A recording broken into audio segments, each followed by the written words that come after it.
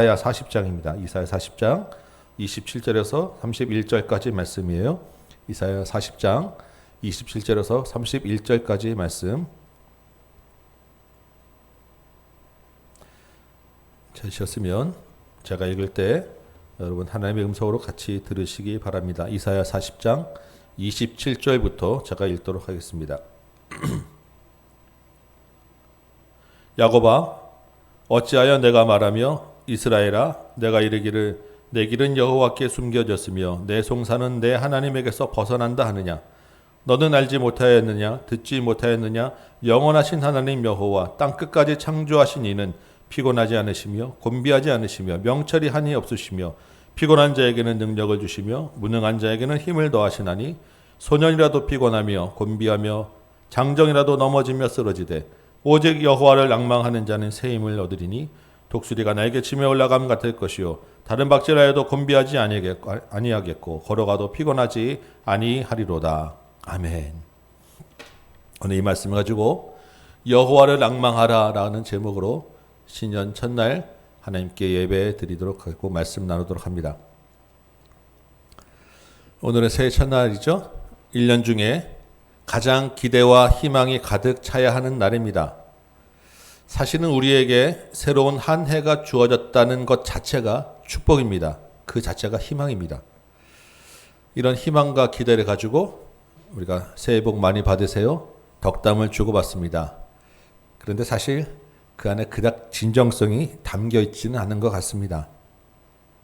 그렇죠? 왜 그렇겠습니까? 우리가 마주하는 현실이 그렇게 희망차지는 않기 때문입니다. 해마다 돌아보면 아쉽지 않았던 해가 없었죠. 그리고 희망찰 것 같은 만만한 새해 또한 없었습니다. 그런데 그렇다 하더라도 그런 점을 다 감안하더라도 올 연말과 새해는 유독 더 그런 기대를 갖기 어려운 것 같습니다. 믿음으로 이겨 나가야지 생각하지만 한편으로는 이런 상황을 허락하신 하나님의 뜻이 어디에 있을까? 우리는 무엇을 어떻게 해야 하는가? 이런 생각을 하게 됩니다. 그러다가 하나님이 잘 이해되지 않고 오해를 하게 되기도 하고요. 원망하고 불평하기도 합니다. 그게 좀 더 발전되면 과연 하나님은 이 상황을 보고 계시기는 하는 것인가? 우리를 알고 계시기는 하는 것인가? 하나님은 이 상황을 해결할 의지와 능력이 있으신가? 라는 것까지 의심을 하게 될 수도 있습니다. 오늘 본문의 배경이 되는 이스라엘 백성들의 상황이 그리고 그들의 마음이 이러한 것입니다. 오늘 제가 읽은 이사야 40장 1절 시작은 이렇습니다. 한번 1절부터 볼까요? 너희 하나님이 이르시되 너희는 위로하라 내 백성을 위로하라. 위로하라는 것은 뭔가 좋지 않은 상황에 있을 때에 어울리는 말입니다. 2절에 보면 너희의 노역의 때가 끝났다라고 하죠. 그 죄악이 사함을 받았다라고 합니다. 이스라엘이 그들의 죄로 인하여 노역을 한 것이 언제입니까? 두 번 있었어요. 크게 애굽과 바벨론 포로 시기입니다. 지금은 물론 바벨론에서 포로 생활을 하는 백성들을 향해 하는 말씀입니다. 이들이 왜 바벨론에 끌려갔습니까? 올해 내내 예레미야를 보면서 우리가 잘 알고 있었죠. 하나님을 떠난 죄 때문이었습니다. 돌아오라는 선지자의 호소를 무시했기 때문입니다. 결국 바벨론에 끌려가는 징계를 받게 된 것입니다. 바벨론에 끌려갔다는 것은 하나님의 백성이라는 관계가 끊어진 거예요. 여러분, 우리에게 가장 무서운 형벌은 사실은 관계가 끊어지는 것입니다. 관계가 없으면 그냥 내버려 두게 되고요. 더 이상 소망을 갖지 않아요.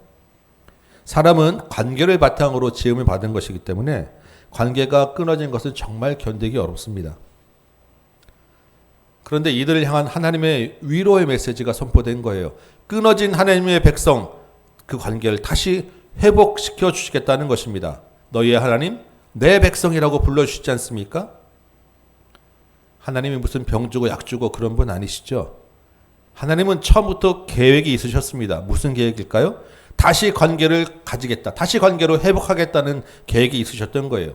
지금은 이스라엘의 죄가 너무 크기 때문에 도저히 함께 계실 수가 없으셨어요. 관계를 일시적으로 끊으셨습니다. 그러나 영원히 끊는 것이 아니라 다시 회복시키겠다는 계획을 가지고 끊으셨던 거예요. 그리고 이제 그 계획의 때가 되었다라는 것입니다. 여러분, 하나님의 가장 큰 위로는 함께 계시는 것입니다. 관계를 다시 회복시켜 주시겠다는 거예요. 사실은 그것만으로 우리에겐 모든 것이 다 해결되고 충분합니다. 그런데 인간은 그것만으로 부족하죠. 뭐가 필요합니까? 우리 피부에 와닿는 뭔가 실질적인 것이 주어지는 것이 필요해요. 그래서 하나님이 이스라엘에게 그들에게 가장 절실하게 피부로 와닿는 것 해결해 주시는 거예요. 무엇이겠습니까? 포로에서 돌아오게 해주겠다. 40장 2절 그래서 노역의 때가 끝났다고 이야기하는 것입니다. 죄값을 다 치렀다고 이야기해 주시는 거예요. 거기 보면 벌을 배나 받았다라고 하죠. 너무 지나치게 때렸다는 말이 아니라 하나님의 긍휼과 사랑이 그들을 꼭 돌아오게 하겠다는 강한 의지를 표현해 주는 그런 말입니다. 그래서 3절부터 보시면 사막에 광야의 길을 내고 사막에 대로를 내고 바벨론에서 돌아오는 길을 평탄하게 대로를 내주겠다는 거예요. 골짜기가 두어두어져서 메꿔지고 산과 언덕이 낮아져서 평탄한 대로가 되게 해주겠다. 여러 장애물들이 많을 텐데 그거 다 해결해 주겠다. 그리고 너희들이 실제 돌아오게 되겠다. 하나님 말씀해 주시는 것입니다. 엄청난 위로의 메시지가 떨어졌는데 이 말을 실제로 듣는 이스라엘 백성들은 어떠했겠습니까? 포로에 끌려간 이스라엘 백성들의 입장에서 한번 생각해 보시기 바랍니다. 여러분 같으면 이런 하나님의 위로의 말이 선뜻 받아들여지겠습니까? 선뜻 이해될 수 있겠습니까? 그들의 현실이 너무 암담하잖아요. 포로지에 끌려간 이들의 생각, 에스겔서에 사실 잘 나타나 있습니다. 우리가 무슨 죄를 그렇게 많이 지었길래 이렇게 되었는가? 하나님은 바벨론 신보다 무능한가? 과연 하나님은 자기들을 구원할 의지와 능력이 있으신 분인가? 하나님을 오해했고 자신들의 원통함을 먼저 쏟아냈고 불평을 먼저 쏟아내고 있는 모습이 바벨론 포로에 끌려갔던 사람들이었다는 것입니다. 하나님을 신뢰하기보다는 내 사정을 먼저 앞세우고 내 원통함을 먼저 앞세울 수밖에 없게 되었던 것이죠. 이들의 문제가 무엇이었겠습니까? 이스라엘이 하나님의 백성이라고 했던 그들이 정작 하나님을 제대로 알지 못했던 것입니다. 하나님을 섬긴다고 했지만 하나님이 어떤 분이신지 하나님의 마음과 뜻이 무엇인지에는 별로 관심이 없었던 거예요. 그들을 하나님을 오해할 수밖에 없었던 것입니다. 그러면 그들에게 필요한 것이 무엇이겠어요? 하나님과의 친밀한 관계가 회복되고 하나님의 위로를 알게 하기 위해서는 하나님을 제대로 아는 지식이 필요했던 것입니다. 여러분, 우리 사람 관계도 마찬가지 아닙니까? 잘 모를 때는 오해하게 됩니다. 그런데 그 사람에 대해서 자꾸 듣게 되고 알아가고 실제로 겪고 나서 보면 그 오해가 풀리게 되죠. 아는 것이, 정말 제대로 아는 것이 필요하다는 것입니다. 하나님이 누구신가에 대해서 설명할 때 우리는 여러 가지로 이야기합니다. 그런데 오늘 보면 이사야 선지자는 하나님을 가장 중요한 한 부분을 설명하고 있어요. 무엇이겠습니까? 창조주 하나님이라는 거예요. 누구와도 비교할 수 없는 전능하신 창조주라는 것입니다. 그 하나님이 영원부터 계셨고 모든 것의 시작이고 근원이라는 거예요. 12절 볼까요? 40장 12절. 누가 손바닥으로 바닷물을 헤아렸으며 뼘으로 하늘을 쟀고 땅의 티끌을 되에 담아볼 수 있었느냐? 산들과 언덕의 무게를 달아볼 수 있었겠느냐라고 하죠. 아무도 할 수 없는 일입니다. 누구만 할 수 있겠어요? 창조주만이 할 수 있다는 것입니다. 15절 이하에서는 사람이 만든 그 어떤 형상도 하나님과 비교할 수 없다는 거예요. 왜? 사람이 만든 것은 다 피조물이고 하나님은 창조주시기 때문에. 그래서 21절에 태초부터 창조 이전부터 너희에게 전하지 아니하였느냐? 땅의 기초가 창조될 때부터 너희가 깨닫지 못하였느냐? 창조주 하나님을 강조하고 있습니다. 27절 볼까요? 야곱아, 이스라엘아. 여기에 담긴 감정이 뭐겠어요? 애정을 듬뿍 담아 있어요. 그러면 그런가 동시에 하나님을 몰라주는, 창조주를 몰라보는 그들에 대한 그 안타까움과 서운함이 가득 섞여 있는 말이에요. 우리가 그 사람들도 얘기하잖아요. 아이고 이거사 얘야 왜 모르니? 이런 말입니다. 왜 내 사정은 모르고 내 권리를 지켜주지 않느냐고 불평하는 이스라엘을 향해서 하나님이 야곱아, 이스라엘아, 내가 왜 너를 모르겠느냐 부르고 있는 거예요. 너희 하나님, 나 여호와는 창조주 하나님이다. 그래서 나는 영원하다. 나는 피곤하지도 않고 지치지도 않고 지혜가 무궁하며 넘어지지 않는 그런 존재다. 하나님이 말씀하고 있는 것입니다. 이 창조주 하나님이, 내가 전능하신 하나님이 힘과 능력을 주셔서 너희에게 새 힘을 주고 일어나게 해주겠다. 하나님이 말씀해 주고 있는 것입니다. 하나님은 이스라엘이 바벨론에서 돌아오게 할 힘이 있으신 분이셨어요. 그리고 이미 돌아오게 할 계획도 있으셨습니다. 그러니까 이스라엘아, 너희는 낙심에 있지 말고 오직 여호와를 앙망하라. 여호와가 새 힘을 주실 것이다.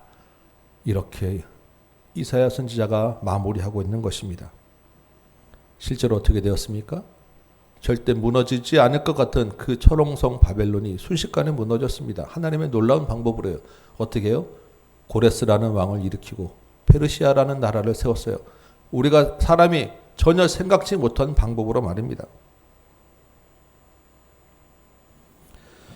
서두에 말씀드린 것처럼 지금 우리가 비록 새해를 맞았지만 우리를 둘러싸고 있는 환경은 정말 만만치 않습니다. 우리를 제일 크게 누르는 것은 아무래도 코로나19라는 바이러스일 거예요. 2020년 한 해를 통째로 집어삼켰습니다. 그리고 아직도 해결되지 않았고 이제 백신이 나와서 접종을 시작한다고 하지만 그 효과를 제대로 보려면 아직도 한참 기다려야 할 것 같습니다. 지금까지도 힘들었지만 사실은 이 코로나가 더 심각한 것은 앞으로 가져올 변화와 예상되는 후유증이에요.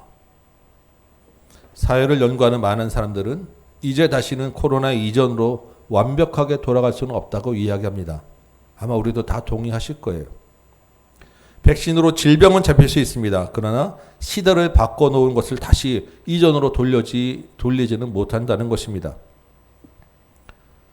코로나 블루라고 하는 말이 있죠. 사회적 우울증 이야기합니다. 그런데 이제는 그 블루가 블랙으로까지 가고 있습니다.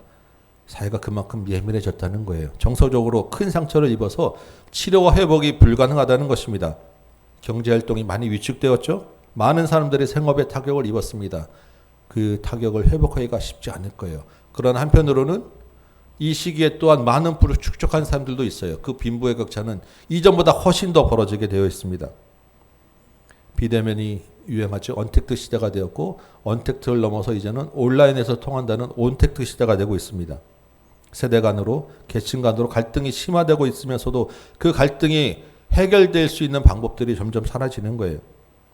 모든 사회 구조가 변하고 가치관이 엄청난 속도로 변하고 있는데 그 변화를 따라가지 못하는 대부분의 사람들은 다 이런 힘든 과정을 겪게 된다는 것입니다. 지금 당장은 정신이 없죠. 당장은 병을 피하는 것이 급선무기 때문에. 그러나 이제 2, 3년 후에 그 후유증은 여러모로 우리에게 훨씬 더 심각하게 다가올 것이라는 이야기입니다.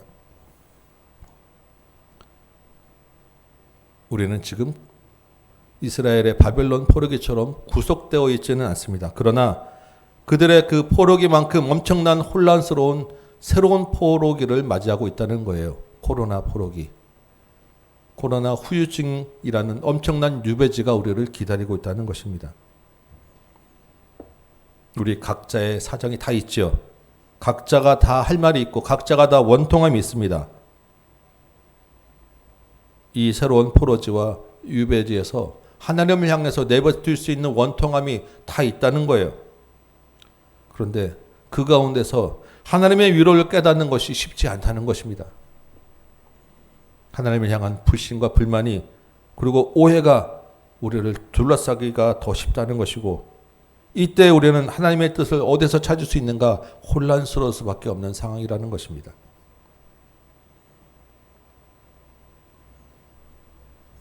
포로지에서 혼란 가운데 불평하고 있던 이스라엘 백성들에게 주어진 해결 방법이 무엇이었습니까?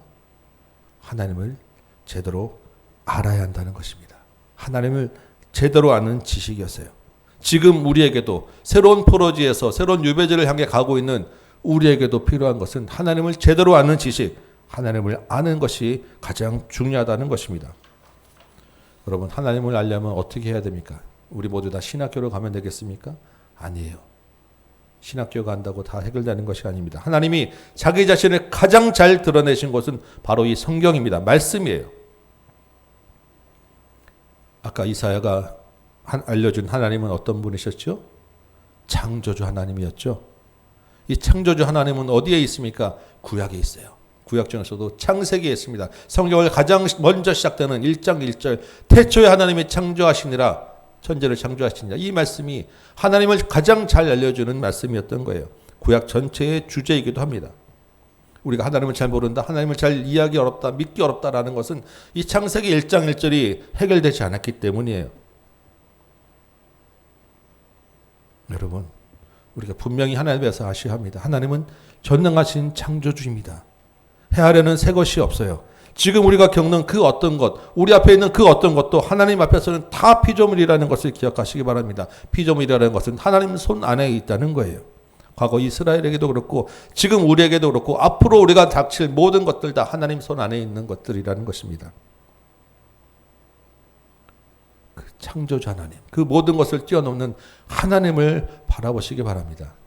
우리가 붙잡아야 될 하나님에 대한 첫 번째, 하나님은 창조주라는 거예요. 그런데 성경에는 창조만 있지 않습니다. 과거 이스라엘에게는 구약만 있었어요. 창조주 하나님만 볼 수 있었습니다. 그런데 우리에게는 뭐가 있습니까? 신약이 있어요. 신약엔 누가 계십니까? 우리를 죄에서 영원히 구원하신 예수님이 계신 거예요. 우리가 하나님에 대해서 알아야 될 두 번째는 하나님은 구원자라는 것입니다. 구원하시는 분이라는 거예요. 구약 이스라엘이 바벨에서 돌아오는 것은 정말 드라마틱한 구원 기적이었습니다. 그런데 그들에게는 거기까지만 알 수 있었어요. 그러나 그것으로는 온 인류를 죄에서 구원할 수는 없는 것이었어요. 하나님의 방법은 자신의 아들 예수 그리스도를 이 땅에 보내셔서 십자가에 달려 죽게 하는 것이었습니다. 하나님의 그 어떤 것, 다른 어떤 것하고도 비교할 수 없는 하나님의 놀라운 구원 방법이었고 기적 중의 기적입니다. 예수로 인하여 구약 이스라엘과는 전혀 비교할 수 없는 새로운 신분이 우리에게 주어진 것입니다. 구약 이스라엘에게 하나님 뭐라고 하셨어요? 너희는 내 백성이라고 했죠. 이제는 내 백성이라고 얘기하지 않습니다. 뭐라고 이야기합니까? 너는 내 아들이라.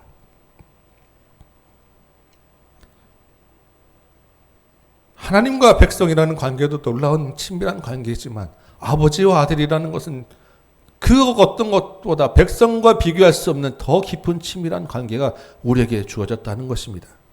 우리의 신분은 지배를 받는 백성이 아니에요. 아들이라는 것입니다. 이 예수를 우리는 말씀을 통하여서 보게 되는 것이고 알게 되는 것이고 붙잡게 되는 것입니다.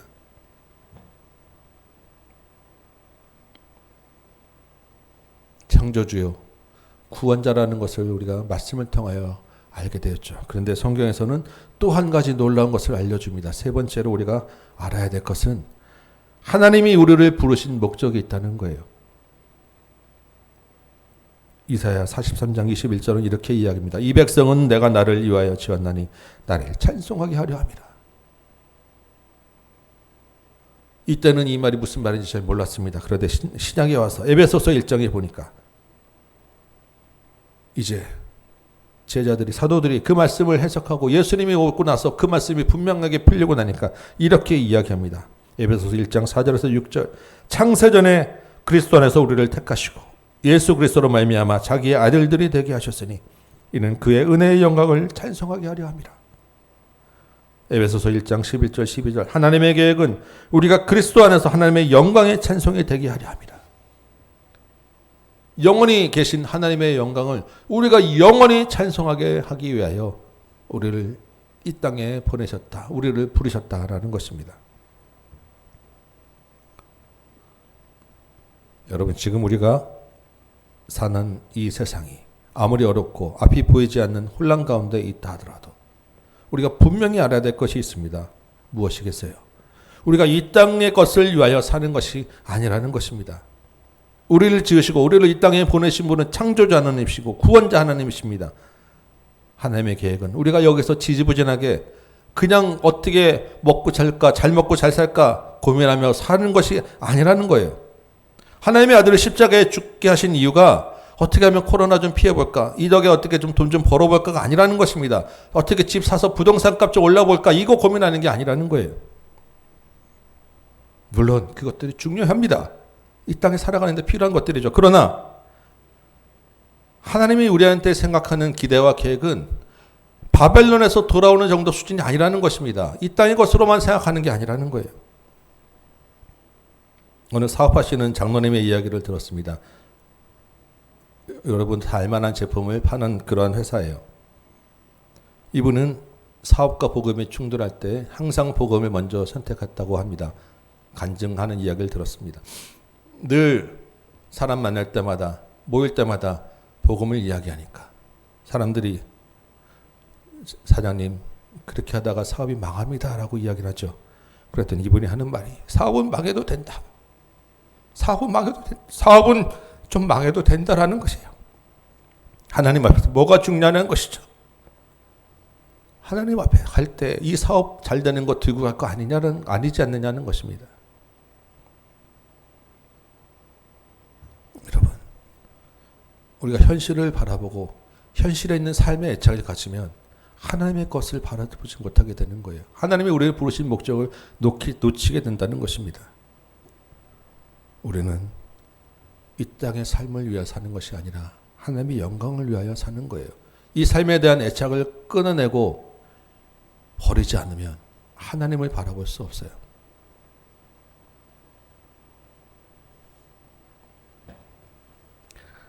하나님을 믿고 성경을 믿는 여러분, 우리의 믿음에 대한 소망을 가지시기 바랍니다. 하나님을 아는 지식에 충만하시기 바랍니다. 하나님을 아는 지식을 소유한 자답게 사시기 바랍니다. 우리가 믿는 하나님은 천지의 주인이시며 우리를 구원하신 분이에요. 하나님이 그 아들을 통해서 우리에게 상속해 주실 유산이 있습니다. 이 땅에 시시한 것들이 아니라는 거예요. 그 상속에 받을 유산의 영광이 얼마나 풍성하고 얼마나 놀라운지 우리가 바라보시는 저와 여러분 되길 소망합니다. 그러면 이제 우리가 그 하나님을 알면 그 다음에 우리는 어떻게 해야 하겠습니까? 오늘 본문 이사야 40장 31절은 결론적으로 이렇게 이야기합니다. 여호와를 앙망하라. 여호와를 앙망하라. 앙망하라라는 말은 기다리다, 바라다, 기대하다 이런 말입니다. 어떻게 하는 것이 앙망하라는 말일까요? 가만히 앉아서 뭔가 해결되기를 기다리고 땅만 쳐다보고 하늘만 쳐다보고 있으면 되겠습니까? 하나님이 무엇을 기대하며 기다리라고 하는 말일까요? 바빌론 포로지에 끌려간 이스라엘 백성들은 처음에는 불평하고 원망하였습니다. 조상들의 죄 때문이냐? 하나님은 어디 계시냐? 반문하였습니다. 하나님을 잘 몰랐기 때문이에요. 그런데 사실은 원래 이스라엘은 하나님에 대해서 잘 알았어요. 율법에 능통한 사람들이에요. 지식적으로는 그들이 하나님을 알았지만 정작 그들이 하나님의 마음을 몰랐고 생각을 몰랐고 하나님이 어떤 분이신지는 제대로 몰랐다는 것입니다. 말씀에 기록된 창조주 하나님이 그들의 마음에 와닿지 않았던 거예요. 그런데 그들이 어떻게 변해갑니까? 그 척박한 포로지에서 참된 하나님의 말씀을 붙잡게 되었어요. 지식으로가 아니라 마음으로 하나님을 알아가게 되었던 것입니다. 그 말씀이 그들 마음에서 새롭게 역사하게 되었던 거예요. 그들이 선지자들의 말씀들을 모으게 되었습니다. 그 말씀들을 기록하였고요. 부지런히 그 말씀을 회당에서 가르쳤어요. 그 기록된 말씀들을 정말로 신뢰하고 그 말씀들이 이루어지는 것을 기다리며 기대하였습니다. 그리고 그 약속대로 돌아오게 되는 것을 경험하게 되었습니다. 오늘 성경은 이 일이 저절로 되지 않는다고 이야기합니다. 철저하게 하나님의 말씀이 이렇게 하셨다라고 해요. 하나님이 하신다는 것입니다. 오늘 본문에 있는 대로 땅끝까지 창조하시니 피곤하지 않고 곤비하지 않고 힘과 능력을 주시는 하나님이 이 일을 이루신다고 말씀하고 계시는 거예요. 그들 안에 하나님 아는 마음을 주시고 말씀을 깨닫게 하시고 그 말씀을 살아내게 하신다는 것입니다. 하나님을 아는 백성으로 만들어 가게 하신다는 거예요. 바벨론 포로지보다 더 어려운 이 시대를 사는 여러분, 여호와를 앙망하시기 바랍니다. 하나님이 하실 일을 기대하시기 바라요. 하나님을 제대로 아는 마음을 가지시기 바랍니다. 하나님은 창조주예요. 구원자이십니다. 우리는 하나님의 영광을 위하여 지음 받았다라는 것을 깨달으시기 바라고 믿고 붙잡으시기 바랍니다. 이 한 해 가운데 이 하나님을 아는 마음을 붙잡고 여호와 하나님이 하실 일을 앙망하시기 바랍니다. 전능하신 창조주 하나님, 구원자 하나님이 우리를 이 땅에서 하나님의 영광으로 살게 하실 것이고, 무능하고 연약하고 넘어지는 피곤한 우리에게 새 힘과 능력을 주실 것입니다. 먼저 여러분 자신, 우리 개인이 이 하나님 아는 일에 힘쓰시기 바라요. 우리 교회 비전이 있죠. 진실한 성도. 진실한 성도는 하나님의 말씀을 살아내는 성도입니다. 우리 안에 하나님의 아는 지식이 충만하여서 그 말씀대로 살아내는 일에 힘쓰는 저와 여러분 되시길 소망합니다. 그런데 나 혼자만 그렇게 말씀으로 살아내는 것 중요하지만 그보다 더 큰 목적과 사명이 우리에게 있어요. 무엇이겠습니까? 우리에게 두 번째 비전이에요. 온전한 가정. 가정에서 하나님의 말씀을 가르치고 하나님의 말씀을 전해서 이 가정이 하나님 앞에 말씀으로 서는 거예요. 여러분의 가정이 하나님을 알아가는 일에 힘쓰는 한 해 되기를 특별히 축원합니다. 우리가 교회로 모이기가 점점 어렵잖아요. 여러분의 가정이 그만큼 더 중요해졌습니다. 여러분의 가정에서 말씀을 전하고 말씀을 가르치는 일이 정말 더 중요해진 거예요.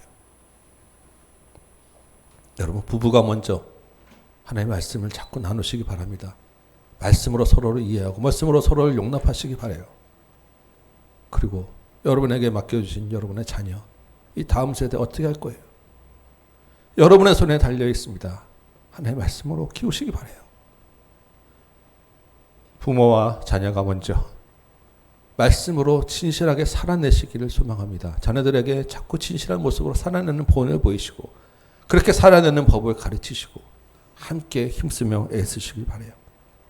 이 한 해 가운데 우리가 정말 힘써야 될 것, 가정에서 여러분 말씀을 가르치고 말씀으로 살아내는 일, 그래서 여호와를 앙망하는 법을 가르치고 배우는 일, 이 일에 전력을 다하시기 바랍니다. 말씀을 부지런히 읽으시고 암송하시고 묵상하시고 배우는 자리에 자꾸 나가시기 바라요. 이런 진실한 성도가 모여서 온전한 가정을 이루고 온전한 가정이 모여서 하나님과 하나 되는 교회가 되는 것입니다. 그 교회를 통해서 하나님이 영광 받으시는 거예요. 이것이 우리에게 주신 하나님의 목적과 하나님의 사명인 거예요. 여러분 혹시 내가 어떻게 할 수 있겠나 주저하거나 두려워하지 마시기 바랍니다. 물러서지 마시기 바라요. 우리는 부족하지만 우리 하나님은 전능하신 창조주 하나님입니다. 오늘 이사야 40장 8절 말씀하잖아요. 풀은 마르고 꽃은 시드나 우리 하나님의 말씀은 영원히 서리라. 여러분 시대는 계속 변하고 시대는 계속해서 흘러가지만 하나님의 말씀은 변하지 않아요. 영원합니다. 권력은 자꾸 지었다가 흥했다 망하고 나라도 세워졌다가 없어지지만 하나님의 말씀은 영원한 거예요. 이 하나님의 말씀을 앙망하고 그 말씀 가운데서 역사하시는 하나님의 일을 기대하시기 바랍니다. 하나님의 말씀이 우리를 영원한 하늘나라로 붙잡고 갈 것이고 하나님의 영광을 영원히 찬송하게 하실 것입니다. 새해 첫날 하나님 앞에 모인 여러분, 이 안에 우리 현실을 바라보지 마시고 영원한 하나님의 말씀을 바라보는 저와 여러분 되시길 소망합니다. 하나님을 아는 지식에 충만하시길 바랍니다. 여호와를 앙망하는 이 한 해 저와 여러분 우리 가정이 되기를 소망합니다. 하나님이 하실 일을 기대하며 하나님 말씀을 배우고 살아내는 가정 되시고 창조주 하나님을 믿고 소망하며 나가는 이 한 해 되시고 하나님의 위로의 말씀을 경험하는 여러분과 가정과 교회 되기를 주님의 이름으로 축원합니다. 우리 찬송 한장하고 말씀 생각하며 기도하도록 하겠습니다. 546장 우리 찬양할게요.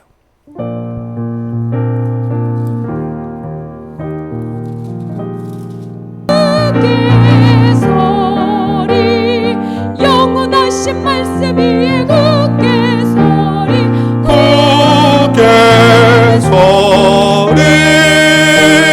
그 말씀 위에 굳게 서리라. 아멘. 우리 말씀을 생각하며 한번 같이 기도하기 원합니다. 우리 가정이 같이 다 모여 계시죠? 우리 같이 가정이 한번 손을 잡고 한번 같이 한번 기도하도록 하겠습니다. 여러분 가정에서 같이 모여서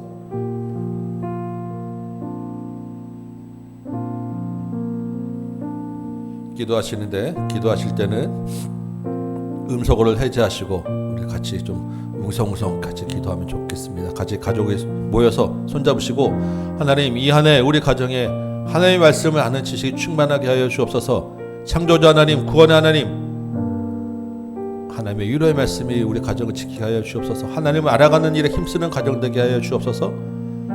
하나님의 약속의 말씀을 붙잡고 하나님의 영광을 위하여 살아가는 우리 가정 되게 하여 주옵소서. 같이 한번 결단하며 서로를 위하여 자신을 위하여 같이 기도하도록 합니다. 같이 기도하겠습니다.